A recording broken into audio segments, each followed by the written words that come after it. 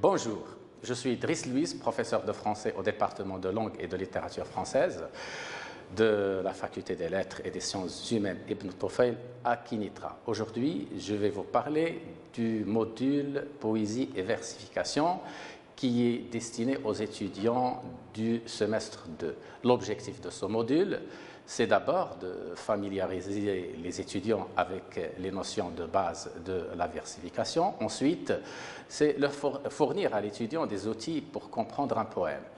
Et puis, leur permettre d'apprendre à distance. Et enfin, permettre à l'étudiant d'apprendre à son rythme. Ce module-là, il s'adresse au public, aux étudiants du semestre 2. Il s'intitule « Poésie et versification ». La dernière fois, nous avons parlé des rimes, la nature des rimes, la disposition des rimes. Aujourd'hui, on va voir autre chose. Donc, comme vous constatez, le texte poétique est constitué de strophes. Les strophes les plus courantes sont les quatrains.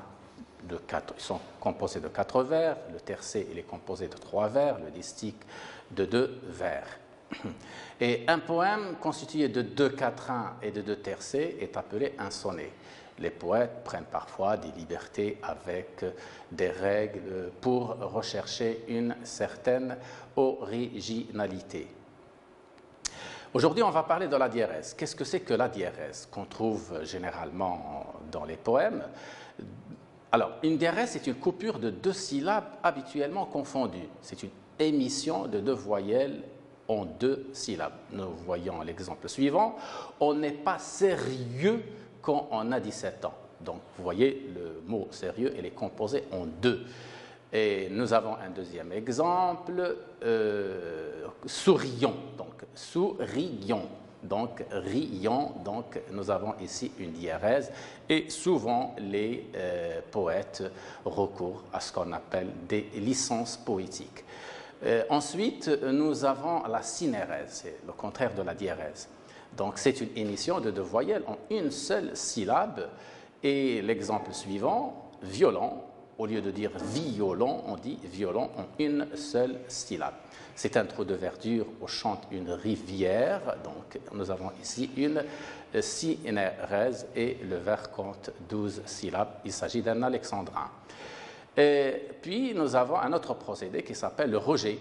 Et donc, le rejet, c'est un procédé métrique de la poésie qui consiste à placer au début du vers un mot ou un groupe de mots qui appartient au vers précédent. Et nous avons un exemple suivant. Donc, il se termine au début du vers suivant. Comme dans l'exemple de Victor Hugo, demain dès l'aube à l'heure où blanchit la campagne, je partirai. Et le rejet, c'est le je partirai, et vous voyez le point. Et ensuite, nous avons l'enjambement. Alors, c'est quoi l'enjambement? C'est quand la pause finale n'accomplit pas le sens du vers et que l'on doive le continuer dans le vers suivant. Dans ce cas-là, on dit qu'il y a un enjambement et nous avons l'exemple.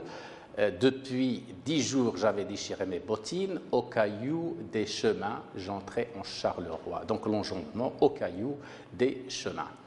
Et puis, nous avons le contre-rejet. Le contre-rejet, c'est lorsque le sens du vers commence à la fin du vers précédent. Et nous avons l'exemple suivant, souvenir, souvenir, que me veux-tu, l'automne. L'automne, c'est un contre-rejet, poème de Verlaine. La césure, c'est quoi la césure? C'est une coupe centrale de l'alexandrin qui marque une pause après la 6e syllabe. Donc, la césure sépare le vers en 2 moitiés égales appelées hémistiches. Et vous voyez dans le vers suivant, donc nous avons 6 plus 6. Donc, on parle ici de césure. Dans le cas de dicasyllabe, nous avons 4 plus 6 et la césure compte à partir de la 4e syllabe. Après, nous avons l'hémistiche. L'hémistiche, on parle alors du premier hémistiche et du deuxième hémistiche d'un vers. L'hémistiche est un vers de 6 syllabes, soit la moitié d'un alexandrin, qui est un vers de 12 syllabes. Nous avons l'exemple suivant. Mon âme a son secret, 6 syllabes. Ma vie a son mystère, 6 syllabes. Donc, je vous remercie de votre attention et vous pouvez nous rejoindre sur le site eadfl.utac.ma. Merci.